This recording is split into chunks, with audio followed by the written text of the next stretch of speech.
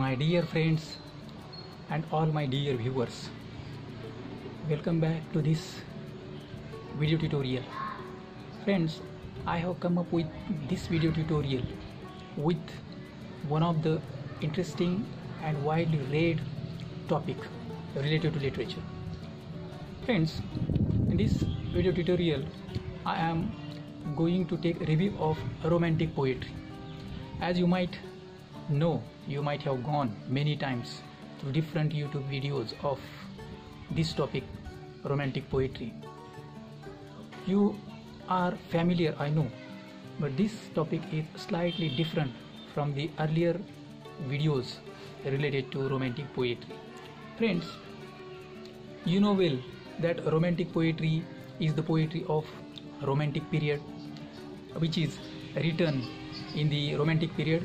Actually, the time tenure of that period is 1798 to 1837. Friends, actually, romantic poetry, it was one of the movement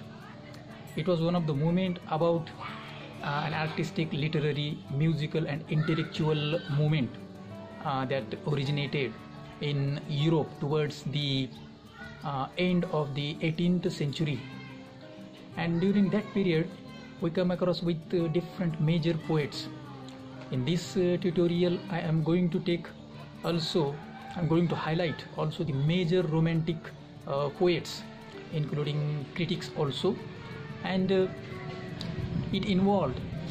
this tutorial is involved a reaction against, the whole romantic poetry is a kind of reaction against the earlier prevailing enlightenment ideas of the 18th century. And so actually the romantic period, it originated from 1800 to it lasted from 1800 to 1850 approximately. And you must have known that William Wordsworth strengthened the romantic movement, and so because of his contribution we come across with the view that William Wordsworth is regarded as the father of romantic poetry. Friends, and also there are different poets like William Blake, then we have Coleridge, S.T. Coleridge, Byron, Shelley, and then Keats. So actually this form of poetry, it emphasizes on emotions rather than reason. So it is completely different from the earlier poetry. And so William Wordsworth, we find he completely strengthened the movement of romanticism in terms of its peak in poetry to a great extent. And so we know that Wordsworth is generally acknowledged as the father of romantic poetry. And once again we find he spent most of his life quietly in English Lake District and writing passionately poetry inspired by the beautiful and lonely countryside. So in this tutorial we are going to see romantic poetry, major romantic poets, and the basic thing which is most significant in terms of getting proper understanding of romantic period about romantic poetry is characteristics, so dominant characteristics of romantic poetry, that we are going to see in this video tutorial. So friends, let us see. So my dear friends, in this video tutorial we are going to have a look about romantic poetry, its introduction and basic major characteristics of romantic poetry, along with some major poets. Here in this video I am going to highlight some major romantic poets. So friends, let us see characteristics of English romantic poet. Friends, now here in introduction just we have a look about the romantic poetry. As we know, romantic poetry is the poetry of the Romantic period. It is an artistic, literary, musical and intellectual movement that originated in Europe towards the end of the 18th century. And friends, it involved a reaction against prevailing Enlightenment ideas of the 18th century, and it lasted from 1800 to 1850 approximately. So actually friends, here it was dominantly an artistic, literary, musical and intellectual movement which had been started at the end of the 18th century, and it lasted till 1850 approximately. So here friends, already we have seen that William Wordsworth is generally acknowledged as the father of Romantic poetry. He spent his life quietly in English Lake District, writing passionate poetry inspired by the beautiful and lonely countryside. So here now we are moving towards who were the major Romantic poets. So here just we are going to highlight William Blake. Then the next one, S.T. Coleridge. The third one, William Wordsworth. Just I have mentioned that he was generally acknowledged as the father of Romantic poetry. Why? Because of his contribution. He actually strengthened Romanticism during that period, and he spent his life quietly in English Lake District, writing passionate poetry inspired by the beautiful and lonely countryside, and so he is known as the father of Romantic poetry. Then the other, John Keats, then Lord Byron, then P.B. Shelley, and one of the renowned critics from the Romantic poetry period is Matthew Arnold. So friends, now we are moving towards the characteristics of Romantic poetry. So the first characteristics is the sublime. Friends, it is one of the most important concepts in Romantic poetry, that is sublime. The sublime in literature refers to use of language and description that excites thoughts and emotions beyond ordinary experience. Though often associated with grandeur, the sublime may also refer to the grotesque or other extraordinary experiences that take us beyond ourselves. The literary concept of the sublime became important in the 18th century. It is associated with the 1757 treatise by Edmund Burke. Though it has earlier roots, the idea of the sublime was taken up by Immanuel Kant and the Romantic poets, including especially Wordsworth. Friends, it was the reaction against neoclassicism. Romantic poetry contrasts with neoclassical poetry, which was the product of intellectual and reason, while Romantic poetry is more the product of emotion. While Romantic poetry at the beginning of the 19th century was a reaction against the set standards, conventions of 18th century poetry. And now see the third, imagination. So friends, a belief in the importance of the imagination is a distinctive feature of Romantic poets such as Keats, S.T. Coleridge and P.B. Shelley.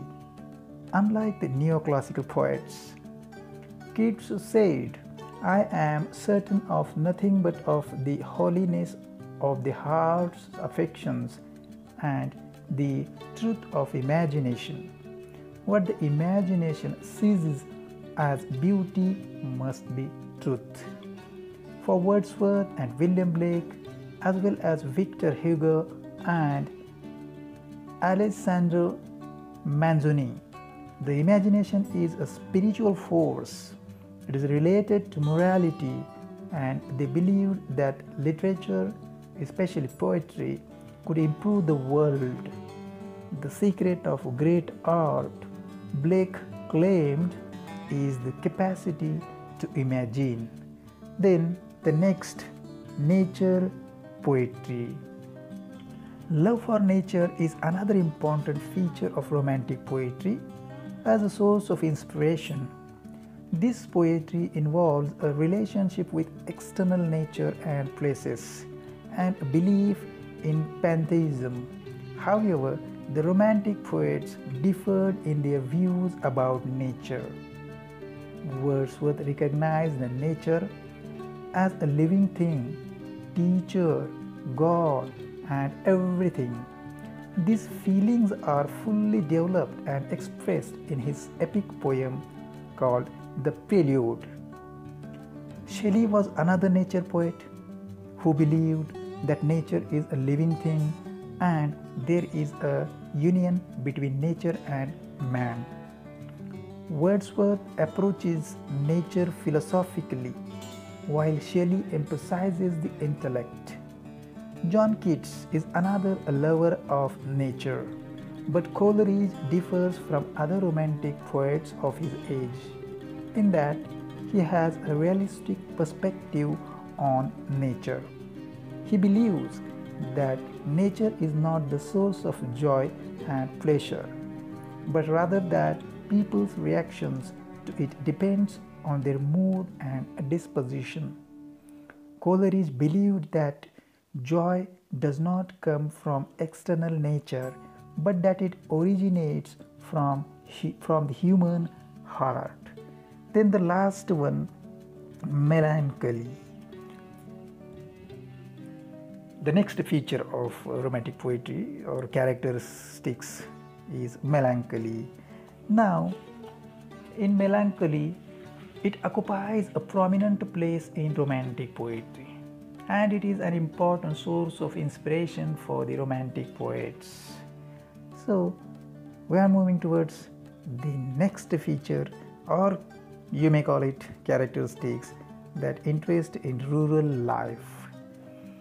The poetry of the 18th century was concerned with clubs and coffee houses, drawing rooms, and the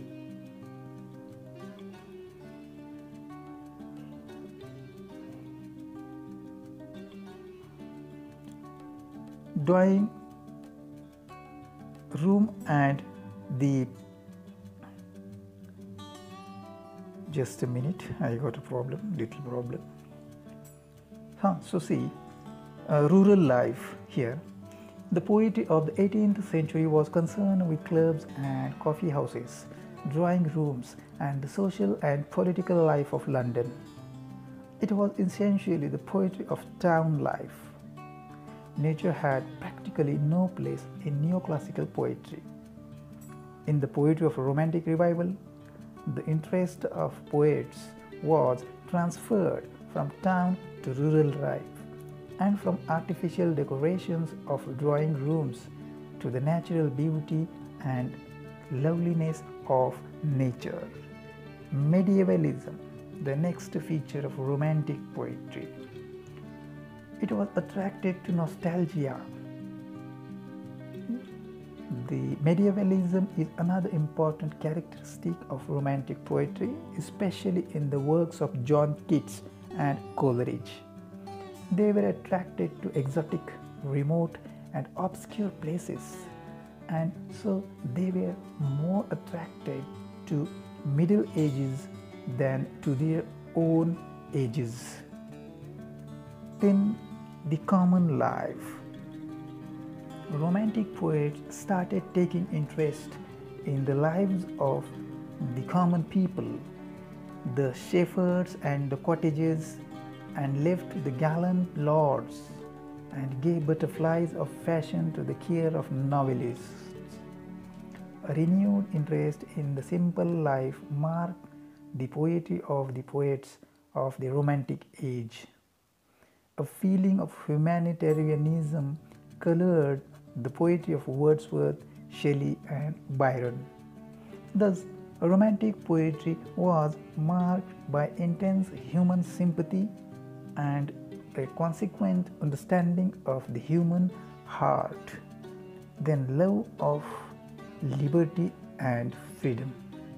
In romantic poetry, the emphasis was laid on liberty and freedom of the individual.